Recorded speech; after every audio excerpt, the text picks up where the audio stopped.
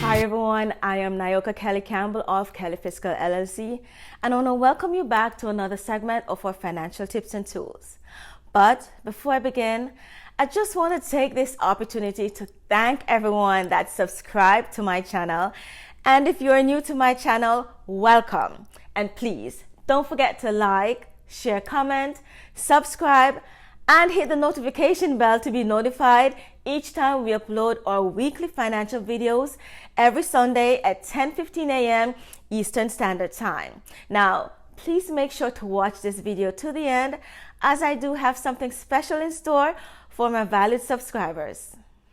Now, on this segment, we will discuss briefly on how to build your credit.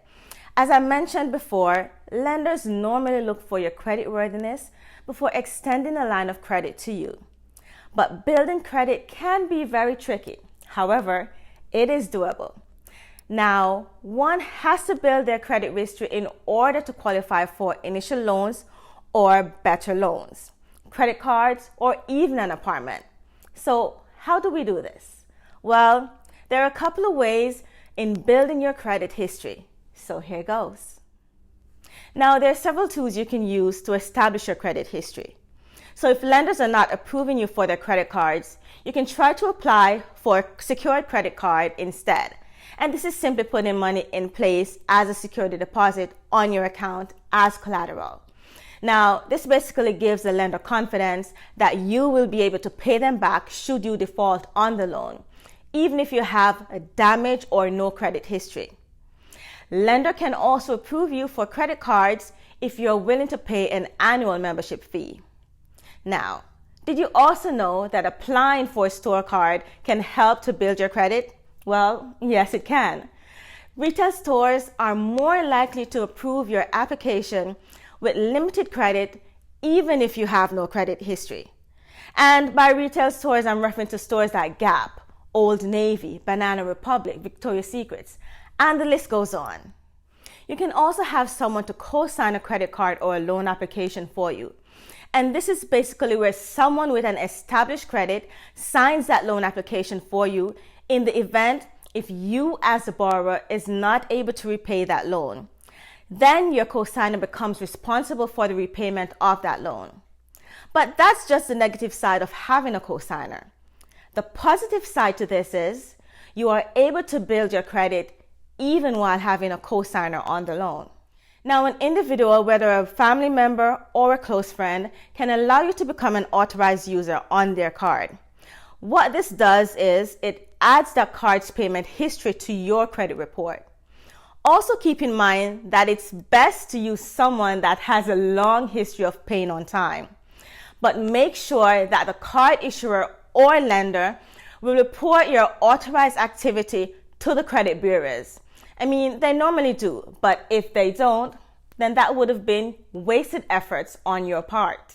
You can also use your rental or utility payments to build your credit.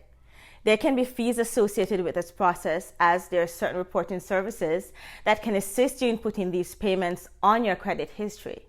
But keep in mind that not all credit score takes these payments into account. And also note that you have to be on time with your payments every month. Another thing to keep in mind when building your credit is to practice good credit habits. Remember that building a good credit takes time and a history of on-time payments. So you need to make sure that you're always paying your bills on time. Now, regarding your FICO score, an account needs to be open for at least 6 months or longer, and at least one creditor reporting your activity to the credit bureaus. Another good habit is to make sure you are not overutilizing your credit cards. It is recommended that one should keep their credit utilization below 30% on all cards. What do I mean by this? Simple. If you have a card or cards and the credit limit is, let's say, $1,000, do not use more than $300 on that card or all of your cards combined in any given billing cycle. Hence, don't use your credit cards for everything. And why do they recommend this? Well, the lower your utilization, the better it is for your score. Now, in my last segment, I mentioned that each time you apply for a new credit card, this is a hard inquiry on your report. Well, here's my advice to you. Please avoid applying for multiple accounts back to back, and this can cause a drop in your credit score. And also make sure you try to keep your accounts open, because closing an account can definitely hurt your credit utilization. Now, one way to avoid this is to downgrade your credit card or transfer your credit limit to another card. Now, if you have not already done so, one video that I would highly recommend you watch is our financial segment on balance transfer promotional offers. And I'll definitely make sure to place the link of the video in the description below. Finally, always get in the habit of checking and monitoring your credit history. One thing you don't need on your credit report while building your credit history are fraudulent activities. So watch for errors and make sure that your hard work in building your credit is actually paying off. Make sure you are watching your credit score and always assess how you will handle your credit in the future. I will also place a link to Credit Karma in the description below, where you're able to sign up and monitor your credit account. I hope this valuable information will be very helpful to someone. And if you have any questions on this topic, please leave a comment or contact us at nayoka@kellyfiscal.com or 347-201-2228. We're always here to help. Join us next week as we show you ways on how to repair your credit score. Now, as I mentioned in the beginning of this video, I have something special that I would love to offer to my valued supporters.